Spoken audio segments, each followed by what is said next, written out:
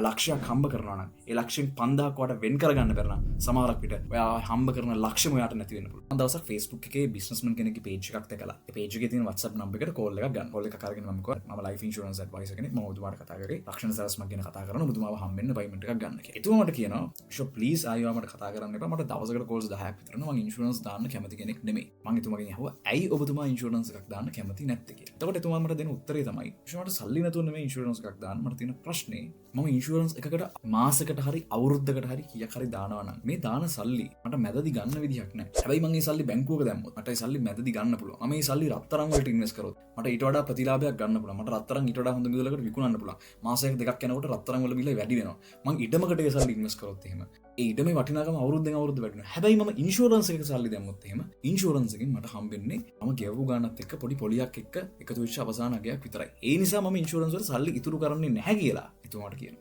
ඕක ලංකාවේ බහුතරයක් දෙනෙක්ට මේ වෙනකොට තියෙන ප්‍රශ්නයක්. ඒ කියන්නේ මම වීඩියෝ එකක් දැම්මොත් අනිවාර්යයෙන්ම එන කමෙන්ට් එකක් තමයි ඉන්ෂුරන්ස් වලට සල්ලි දාන්න එපා. ඊට වඩා මිනිස්සුන්ට ඉන්වෙස්ට් කරන්න පුළුවන් තැන් ගොඩක් තියෙනවා.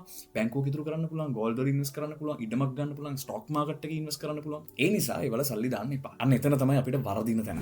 ඉන්ෂුරන්ස් කියලා කියන්නේ ඉන්වෙස්ට්මන්ට් එකක් නෙමෙයි. ඉන්ෂුරන්ස් කියලා කියන්නේ අපේ ඉන්වෙස්ට්මන්ට්ස් පරිස්සම් කරන්න අපි ගන්න ගාඩ් එකක්. මම කියන්නේ මේක කොහොමද වෙන්නේ කියලා. පාදෙන් ඔය කියනවනේ වා ස්ටොක්ස් වල ඉන්වෙස්ට් කරනවා, ඉඩමක් ගන්නවා, වා රත්තරන් වල ඉතුරු කරනවා. ඒක තමයි හොඳම දේ. වා බැංකුවක සල්ලි ඉතුරු කරනවාට පොලියක් හම්බ වෙනවා. ෆික්ස් ඩිපොසිට් එකක් දානවා. තව ක්‍රම ගොඩක් තියෙනවා. ඔයා මේ හැම දෙයකටම සල්ලි වියදම් කරලා ඒ හැමදේම ඉන්වෙස්ට් කරලා තියෙනකොට හැබැයි එකපාරටම හිතපු නැති විදියට ඔයාට සඩන් හෙල්ත් ඇටැක් එකක් එනවා. සමහරක් වෙලාවට heart attack එකක් වෙන්න පුළුවන්, කැන්සර් එකක් වෙන්න පුළුවන්. මේවා දේවල් අපිට වෙනවා කියලා ස්ථිර වශයෙන් කියන්න බෑ. නමුත් වෙන්නේ නැහැ කියලා කියන්නත් බෑ. ඉතින් මේ වගේ ප්‍රශ්නයක් ආවම අතර මේ වගේ ලෙඩ හොඳ කරන්න බැරි ලෙඩ නෙමෙයි. නමුත් ප්‍රශ්නේ තියෙන්නේ හොඳ කරන්න ලොකු මුදලක් වැය කරන්න වෙනවා. ප්‍රයිවට් හොස්පිටල් එකක දවස් 3ක් 4ක් ඇඩ්මිට් වෙලා ඉන්නවා කියලා කියන්නේ ලොකු මුදලක් වාට වියදම් කරන්න වෙනවා. ඉතින් එතකොට වාට කරන්න වෙන්නේ ඔයා ආරං තියෙන ඉඩමක් විකුණන්න වෙන්න පුළුවන්. සමහරක් වෙලාවට වගේ ගෝල්ඩ් විකුණන්න වෙන්න පුළුවන්. සමහරක් වෙලාවට වගේ ගෙදර විකුණන්න වෙන්න පුළුවන්. සමහරක් විට ඔයා ඉතුරු කරලා තියෙන හැම සතයක්ම මේක වෙනුවෙන් වියදම් කරන්න වෙන්න පුළුවන්. හැමදේම මේ වෙනුවෙන් විකුණන්න වෙන්න පුළුවන්. ඔයාගාව ඉන්ෂුරන්ස් ප්ලෑන් එකක් තියෙනවා නම් ඔයාට ඔයා ගන්න ඉන්කම් එකෙන් පොඩි ප්‍රමාණයක් සමහරක් වෙලාවට ගන්න ඉන්කම් එකෙන් 5% විතර අයින් කරා නම් අරවා ඉතුරු කරපු ටිකයි ඔයා ගන්න ඉන්කම් එකයි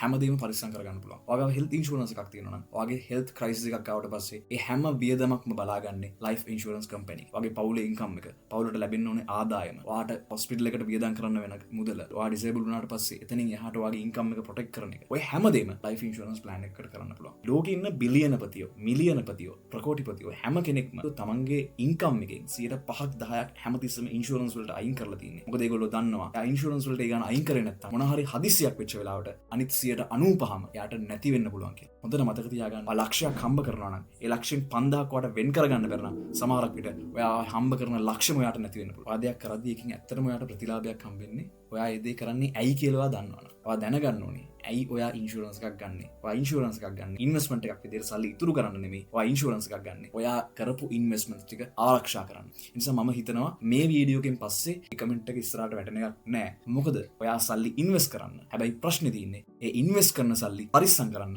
අපි ගාව ලයිෆ් ඉන්ෂුරන්ස් එකක්, හෙල්ත් ඉන්ෂුරන්ස් එකක් අනිවාර්යයෙන්ම තියෙන්න ඕනේ. ඉතින් මේ කතාව තේරුම් ගත්තට පස්සේ ඊළඟට එන ප්‍රශ්නේ තමයි ඔය කිව්වට ඉන්ෂුරන්ස් කම්පැනි එකක් විශ්වාස කරන්න පුළුවන්ද කියන එක. ඔයාට පුළුවන් යම්කිසි ඉන්ෂුරන්ස් කම්පැනි එකකින් ඉන්ෂුරන්ස් එකක් ගන්න කලින් ඒ ඉන්ෂුරන්ස් කම්පැනි එකේ ඇනුවල් රිපෝට් එක චෙක් කරන්න. ඇනුවල් රිපෝට් එක චෙක් කරලා ඉන්ෂුරන්ස් කම්පැනි එකේ ක්ලේමින් රේෂියෝ එක බලන්න පුළුවන්. සමහර සමාගම් වල ක්ලේමින් රේෂියෝ එක කියලා කියන්නේ ක්ලේම් 100ක් આવුත් ඒ ක්ලේම් 100ක් ඒගොල්ලෝ ගෙවලා තියනවාද?